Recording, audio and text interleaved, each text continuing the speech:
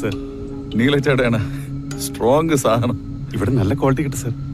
ആ അതല്ല ഉറക്കം വരാത്തത്.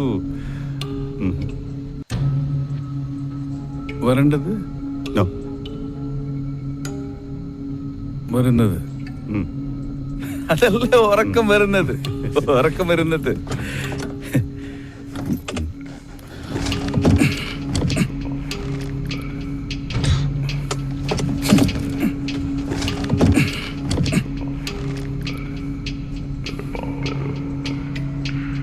നീയാണോ ഇത് തന്നെ? ആ സർ.